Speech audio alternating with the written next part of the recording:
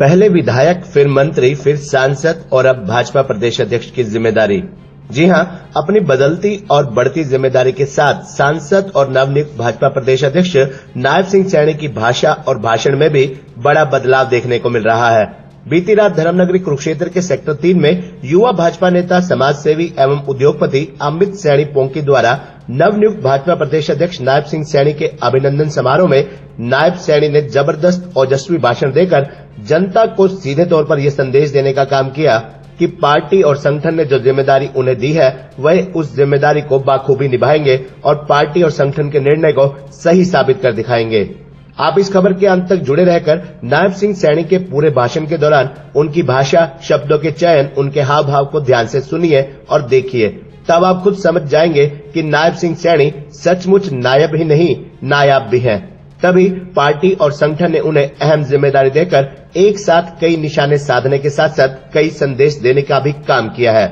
आपको बता दें कि बीती रात सेक्टर 3 में अमित सैनी पोंकी द्वारा नायब सिंह सैनी का अभिनंदन समारोह आयोजित किया गया। आपको बता दें कि अमित सैनी के दादा स्वर्गीय नराताराम सैनी वर्ष 1932 से इस क्षेत्र के आसपास के करीब 100 से अधिक गांवों के इकलौते डॉक्टर थे, जिन्होंने जीवन पर्यंत मरीजों का निःशुल्क इलाज किया। आज वे इस दुनिया में नहीं है, परंतु उन्हीं के पद चिन्हों पर चलते हुए उनके पुत्र और अमित सैनी के पिता डॉक्टर कमल सैनी ने भी 1966 से 1980 तक निःशुल्क प्रैक्टिस कर मरीजों का इलाज किया। आज अमित सैनी का पूरा परिवार समाज सेवा, बिजनेस और राजनीति में अपनी अहम भूमिका निभा रहा है। अमित सैनी पोंकी द्वारा बीती रात आयोजित इस अभिनंदन समारोह में सैकड़ों गांवों के सरपंचों, पंचों, उद्योगपतियों, सामाजिक धार्मिक संस्थाओं के प्रतिनिधियों ने बढ़ चढ़कर भाग लिया। सभी ने नवनियुक्त भाजपा प्रदेश अध्यक्ष को बधाई दी, उनका अभिनंदन किया। इस मौके पर नायब सिंह सैनी ने अमित सैनी पोंकी की पीठ थपथपाते हुए इस भव्य कार्यक्रम के आयोजन के लिए उनका आभार प्रकट किया। अभिनंदन समारोह में नायब सैनी के परम मित्र थानेसर के विधायक सुभाष सुधा ने भी अपने दिल की भावनाओं को सबके सामने व्यक्त करते हुए नायब सिंह सैनी को बधाई दी और सभी से अपील की कि सब मिलकर नायब सिंह सैनी को मजबूत करने का काम करें। केंद्र और प्रदेश में तीसरी बार भाजपा सरकार स्थापित करने में अपनी अहम भूमिका निभाए। इस कार्यक्रम में पूर्व विधायक राजवीर, युवा भाजपा नेता साहिल सुधा, जिला परिषद के उपाध्यक्ष डीपी चौधरी, पूर्व सांसद गुरदयाल सिंह सैनी, सैनी सभा के प्रधान गुरनाम सैनी, रिंकू सैनी, वीरेंद्र डांडा मार्केट कमेटी के पूर्व अध्यक्ष सुरेश सैनी कुक्कू, सौरभ चौधरी, अशोक सैनी, पायल सिंह धारीवाल, अमरजीत सिंह, पूर्व भाजपा जिलाध्यक्ष राजकुमार सैनी, भाजपा महामंत्री जसविंदर सिंह बहादुरपुरा, हैप्पी वीर, पूर्व जिला शिक्षा अधिकारी बलजीत मलिक, राकेश सुनारी सहित असंख्य गांव के सरपंच, पंच, संस्था प्रतिनिधि आदि विशेष रूप से शामिल हुए। शीश झुका करके प्रणाम करता हूँ। हरियाणा के कोटि कोटि को मैं प्रणाम करता हूँ। हमारे बीच में हमारे एक व्यक्ति नहीं यहाँ बैठा, व्यक्ति के रूप में एक संस्था बैठी है जिसके पीछे काफी संख्या के अंदर लोग हैं। ऐसे व्यक्ति तब यहाँ पर बैठे हैं। मैं अमित जी का धन्यवाद करता हूँ कि चाय के ऊपर इतना बड़ा कार्यक्रम का जो आयोजन किया, आप सबको मैं दिल से धन्यवाद करते हुए आप सबके चरणों में प्रणाम करता हूँ। अभी विधायक जी भी कह रहे थे कि ये अध्यक्ष का सम्मान मिला है। ये अध्यक्ष मैं नहीं, अध्यक्ष आप लोग हैं। ये आप लोगों का सम्मान है और इस सम्मान को ऊंचा करना वो आप लोगों के हाथ के अंदर है। मैं आप सबके चरणों के अंदर आया हूं और मेरी आप लोगों से अपील है कि आज जिस रेसों के अंदर भारत पूरी दुनिया के अंदर चमक रहा है, भाइयों, हमारा हरियाणा भी उसी कड़ी के अंदर पूरे देश के अंदर वो चमक रहा है। भाइयों, हमने क्योंकि इसको आगे बढ़ाना है। मैं अगर बात करूं, अगर सिस्टम सुधार की बात हुई है तो मेरे ख्याल से जितने काम मनोहर लाल जी ने किए हैं, आज तक इतने काम सिस्टम सुधार के अंदर नहीं किए हैं। कोई तो करता या मनोहर लाल जी भी वैसे हो जाते जैसे पिछला चल रहा था। नहीं, ऐसा नहीं चलना था। कहीं ना कहीं वो सुधार करने थे। अगर वो सुधार किए हैं, अभी आप लोग देख रहे हैं कि एक गरीब माँ का बेटा ICS अधिकारी लग जाता है। ये कमाल अगर किया है तो ये मनोहर लाल जी ने कमाल किया है। बड़ा सुधार हरियाणा के अंदर हुआ है, धीरे धीरे करके हो रहा है। क्षेत्रवाद की बात नहीं है, नहीं तो क्षेत्रवाद आ जाता था, और क्षेत्रवाद आता था कहीं ना कहीं मन के अंदर पीड़ा होती थी। परंतु एक सिस्टम से अगर मैं भी मुख्यमंत्री जी के पास जाता हूं तो जो चिंता हरियाणा के 2.5 करोड़ लोगों की होती है, वो चिंता मुख्यमंत्री जी मेरी भी करते हैं। वो समान रूप से सबकी करते हैं, कोई भेदभाव किसी से नहीं करते। और एक बात बोलते हैं कि हरियाणा ये मेरा परिवार है, और मैं परिवार का एक मुखिया होने के नाते मैं उसकी देख रेख कर रहा हूँ। भाइयों, वो ऐसे व्यक्तित्व जिनका अपना कोई कुछ नहीं है, अगर कोई है तो इस हरियाणा प्रदेश के लिए है, इस समाज के लिए है, कि मेरे हरियाणा का एक भी व्यक्ति कोई दुखी ना हो। मैं देखता भी हूँ, मैंने पीछे गांव के अंदर मैं गया जनसंवाद के कार्यक्रम में। गांव के अंदर अगर हम चर्चा करते थे, कोई बड़ी समस्या नहीं है, और मैंने कहा कि एक सिस्टम को सुधारा है, और उस सिस्टम के सुधार के अंदर आप लोगों का आशीर्वाद, आप लोगों का सहयोग चाहिए। आज दुनिया का सबसे शक्तिशाली अगर कोई देश बनने जा रहा है तो वो भारत है। आज अगर हम देखते हैं कि अगर भारत के अंदर दुनिया में अगर हमारे खिलाड़ी आगे बढ़ करके गोल्ड मेडल लेकर के आ रहे हैं तो उसके अंदर हरियाणा है। हरियाणा के हमारे बच्चे सबसे ज़्यादा आगे निकल करके आते हैं। तो भाइयों, इस सिस्टम के जो सुधार हो रहे हैं, आप लोगों से मैं कहना चाहूँगा, अगर कहीं ऐसा लगे, देखिए एक पार्टी के मुखिया के नाते मैं आज आप लोगों से खुली चर्चा, क्योंकि हमारे सरपंच यूनियन के प्रधान बैठे हैं, सरपंच बैठे हैं, समाज के मौजूद लोग बैठे हैं, बड़े बुद्धिजीवी लोग बैठे हैं। रात के 2 बजे आपको अगर ऐसा लगेगा कि किसी के हित का नुकसान हो रहा है, आप 2 बजे मेरे पास आ जाइए। मैं 2 बजे उठ करके आदरणीय मुख्यमंत्री जी को जा करके बोल दूंगा कि इसका हित हो रहा है, आप इसका सुधार इसके अंदर कीजिए। परंतु भाइयों, वो व्यक्ति इस समाज का ठीक प्रकार से डिस्ट्रीब्यूशन हो, उसके अंदर लगा हुआ है। क्योंकि मैं बहुत नजदीक से जानता हूं, और इतना नजदीक से जानता हूं, मेरे ख्याल से जितना लंबा समय मैंने इकट्ठा काम किया है, आज से किसी ने इतना लंबा समय मनोहर लाल जी के साथ काम नहीं किया होगा। समाज के प्रति, उसके सुधार के प्रति उसके मन के अंदर एक पीड़ा है कि हमारे किसी व्यक्ति के प्रति कोई व्यक्ति उंगली न उठाए। समाज के अंदर हर व्यक्ति को सिर ऊंचा करके जीने का अधिकार है, किसी के ऊपर अत्याचार ना हो। उसको लेकर के बड़े सुधार आदरणीय मुख्यमंत्री जी ने किए। कहीं अफवाहें भी फैलाते हैं, ये हो गया वो हो गया। अगर कहीं कोई गलत काम है, मैंने आप लोगों को कहा, क्योंकि आप प्रबुद्ध जन बैठे हैं, आप मेरे से मिल सकते हैं, बात कर सकते हैं, आपको संतुष्ट करना, आपको बताना, ये मेरी जिम्मेवारी है। हम आपको बताएंगे।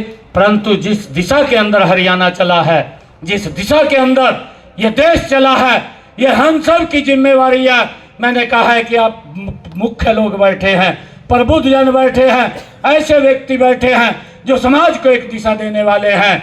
आपने वो दिशा ठीक देनी है कि पीछे जो हुआ है उसको तो भूल जाइए, परंतु आगे के जो सुधार हैं वो हमने करने हैं, मिलकर के करने हैं, ताकि लोगों के जीवन को सरल किया जा सके। मैं देखता हूँ, अगर हमने यहाँ से भिवानी जाना होता था, नारनौल जाना होता था, भाइयों हम सुबह चलते थे, शाम को पहुँचते थे। परंतु आज देखिए, यह सुधार की बात है कि आज आप यहाँ से चढ़ते हैं मेरे कुरुक्षेत्र से, आप 2 घंटे के अंदर नारनौल पहुंच जाते हैं। ये कमाल अगर हुआ है तो ये नरेंद्र मोदी और मनोहर लाल जी के कारण कमाल हुआ है। हमें इन बातों को समझना चाहिए। गरीब व्यक्ति को लाभ पहुंचाना। गांव के अंदर जाते हैं, हमारे सरपंचगण बैठे हैं, जब गांव के अंदर हम जाते थे तो गांव के लोग एक बात हमें बोलते थे कि भाई ये व्यक्ति बहुत गरीब है। पीड़ा होती थी, गांव के अंदर भी पीड़ा होती थी, इसको लाभ मिलना चाहिए, इसको सरकार की योजना इसके घर तक जानी चाहिए। परंतु डिस्ट्रीब्यूशन के अंदर बड़ा अंतर था। जो पात्र व्यक्ति था, आप लोग भी बोलते थे, उस तक नहीं पहुंच पा रही थी।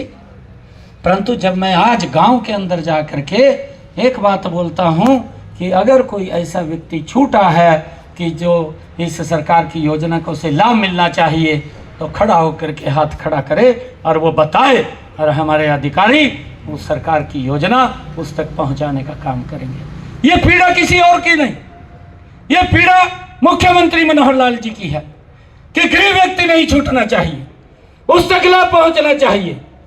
परंतु कुछ लोग होते हैं कि इस प्रकार का, क्योंकि विपक्ष है, उसकी अपनी भूमिका है, अपनी भूमिका अदा करता है। नए नए इस प्रकार के भाइयों झूठ बोलते हैं। मैं आज एक बात और आप लोगों के बीच में कह रहा हूं, आप लोगों को मालूम भी है, मैं अभी राजस्थान के अंदर मेरी ड्यूटी लगी हुई थी। राजस्थान के अंदर इलेक्शन चल रहा था और इलेक्शन चलते चलते एक बड़े नेता ने मंच से खड़े होकर के बोल दिया, जिसके ऊपर लोग विश्वास करते हैं, मंच के ऊपर से उसने खड़े होकर के बोल दिया कि आप हमें हमारी सरकार बनाइए, आप हमें वोट दीजिए। जब हम शपथ लेंगे, गिनती गिनी, 1 2 3 4 10 तक गिनती गिनी, 10वें दिन हम कर्जा माफ कर देंगे। उसका दुष्परिणाम क्या हुआ, यह हमें समझने की बात है। उसने तो बोल दिया, लोगों ने उसकी बात को फॉलो कर दिया, झूठ के ऊपर आई हुई वो सरकार, और उसके दुष्परिणाम ये निकले कि 5 वर्षों के अंदर 4,500 किसानों ने आत्महत्या कर ली, 19,500 किसानों की भूमि कुर्क हो गई, बैंक ने कुर्क कर दी। ये इसका दुष्परिणाम निकला। परंतु भाइयों, आप बुद्धिजीवी व्यक्ति हैं, आप प्रमुख व्यक्ति हैं, आप इस धरा के हैं जहां भगवान श्री कृष्ण ने न्याय अन्याय का जो युद्ध हुआ था, उस भूमि के ऊपर आप बैठे हैं। मैं आज भगवान श्री कृष्ण के चरणों में साष्टांग मैंने जाकर के प्रणाम किया कि भगवान श्री कृष्ण ऐसी शक्ति दे, ताकि जो गरीब व्यक्ति है, जो सरकार सोचती है, उस घर तक उसके चेहरे के ऊपर मुस्कान आनी चाहिए। उस दिशा के अंदर हम मिलकर के आदरणीय मुख्यमंत्री जी के साथ जो सरकार चल रही है, उसका सहयोग करते हुए उसको आगे बढ़ाने का काम करें। मेरी यही आप लोगों से अपील है। अगर आप देखेंगे दुनिया के अंदर भारत का डंका किस तरीके से बजा, और मैं आपको एक और बात बताना चाहता हूँ। हमारे यहाँ पर समस्याएं थी देश के अंदर, हमारे यहाँ पर जम्मू कश्मीर के अंदर समस्या थी। अभी मेरे को पत्रकार पूछ रहे, आज सुबह के एक ही बात पूछ रहे हैं, कहा ये बात बोल रहे हैं कि ईडी का दुरुपयोग हो रहा है। मैंने कहा ईडी का दुरुपयोग नहीं हो रहा, ईडी को स्वतंत्र किया है, ये एजेंसी है, ये स्वतंत्र एजेंसी है, ये काम करती है। अगर इसके ऊपर दबाव होता है तो कहीं ना कहीं वो दिक्कत में आ जाते हैं। ये मखन नरेंद्र मोदी की सरकार है। अभी आम आदमी पार्टी में जो एपिसोड चल रहा है, उसके ऊपर मेरे को पूछ रहे थे।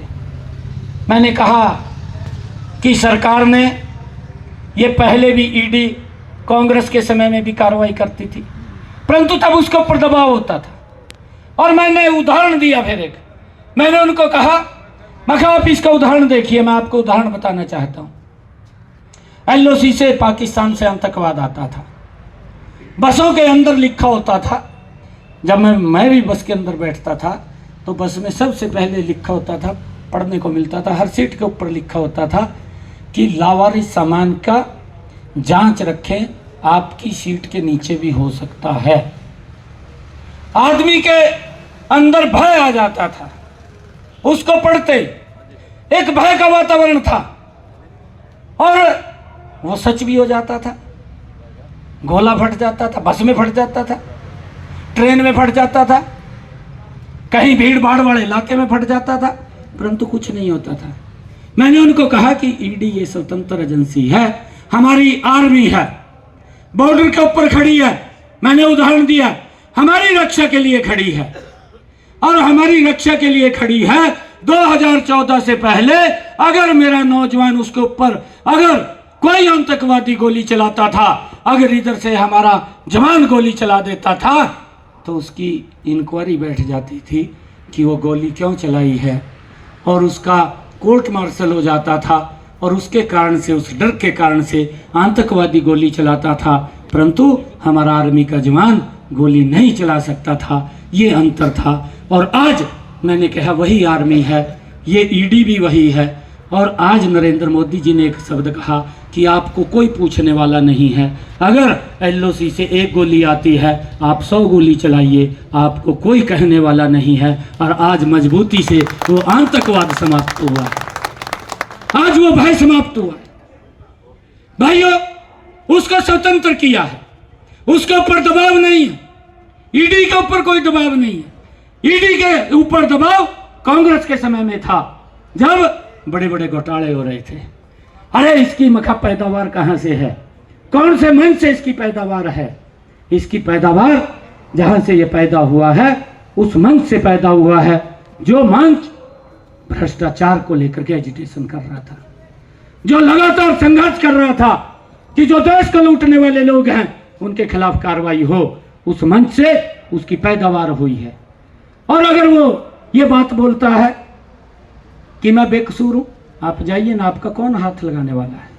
ये नरेंद्र मोदी की सरकार है, आपका कोई गलत हाथ नहीं लगाने वाला है। परंतु ईडी के पास वो तथ्य है कि इतना पैसा आया है, वो गया कहां है, किसके पास गया है, ये तो बताना ही पड़ेगा। अगर नहीं बताएगा तो भाइयों वो कार्रवाई तो करेंगे ही, वो हमारे से भी नहीं रुकेंगे और नहीं रुकेंगे। अगर कोई भ्रष्टाचार के अंदर लिप्त है तो उसके खिलाफ कार्रवाई होगी।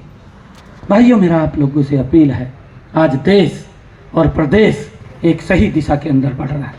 मेरी कोई स्वार्थ सिद्धि हो सकती है, मेरा कोई हेतु हो सकता है, वो शायद पूरा ना हो, परंतु जब हम 2.5 करोड़ हरियाणियों की बात करते हैं, जब 140 करोड़ भारतीयों की बात करते हैं, तो उनके लिए ये सरकार एक समान कार्य करती है, कहीं कोई भेदभाव नहीं करती है।